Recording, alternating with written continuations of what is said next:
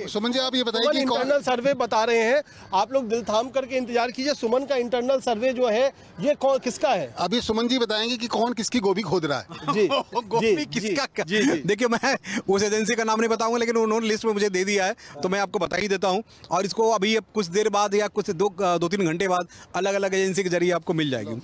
तो हाँ, पहले सबसे पहले मैं आपको बताऊँ नंबर। तो बताइए कि कौन कितनी सीटों पर बीजेपी आगे आपको दिख रही है? देखिए भाई, नाम सीट वाइज हम बता रहे हैं भाई, सीट वाइज बताइए सर। नंबर तो बताइए। सीधे सीधे हम सीट वाइज 44 सीटों पर और आंकड़े आ चुके हैं। उसमें 10 से 12 सीटों पर कांग्रेस जो है, उसमें 6 सीटों पे कांग्रेस है। इसमें 6 सीटों पे कांग्रेस है। 6 सीटों पे कांग्रेस है, और रेस्ट को दे दीजिए ना आम आदमी पार्टी को। जी बताइए, अब बताइए। हाँ, अब आइए, देखिए सीधे सीधे आ जाते हैं। जी बताइए, हमारे पास जो आंकड़े उसके हिसाब से। नरेला बीजेपी, बुरारी, रुकिए, हमारे पास लिस्ट से बताते हैं। Narela BJP, Nangloi Congress, Jangpura BJP, Gandhinagar BJP और कांग्रेस में फाइट है भैया।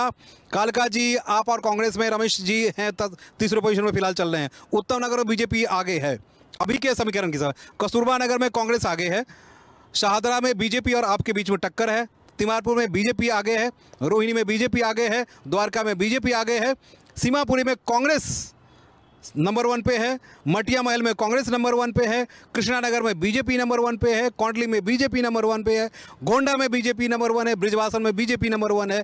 त्रिनगर में बीजेपी, रिठाला में आप और बीजेपी के बीच में, आदर्श नगर में बीजेपी, शालीमार बाग में बीजेपी, पटेल नगर में बीजेपी, आरकेपुरम में बीजेपी, रोहतास नगर में बीजेपी, ओखला में कांग्रेस, बादली में कांग्रेस, नजफगढ़ में बीजेपी, महरौली में बीजेपी, सीलमपुर में कांग्रेस, बवाना में बीजेपी, राजौरी गार्डन में बीजेपी, बदरपुर में बीजेपी, पटपरगंज में बीजेपी, मुंडका में बीजेपी, गोकलपुरी में बीजेपी, हरिनगर में बीजेपी, लक्ष्मीनगर में बीजेपी, सदर बाजार में कांग्रेस, संगम विहार में कांग्रेस और बीजेपी के बीच में फाइट है। मुस्तफाबाद में बीजेपी, विश्वास नगर में बीजेपी, न्यू दिल्ली हम बता रहे थे ना कि भैया संदीप दीक्षित चल रहे हैं अभी ऊपर, जनकपुरी में बीजेपी, करावा नगर में बीजेपी। 44 सीटों का है। देखिए कुल मिलाकर के जो है ये सुमन का अपना आकलन है जो सुमन ने हमारे सामने रखा है। ये सुमन के सूत्र जो है वो कई सारी जगहों पर है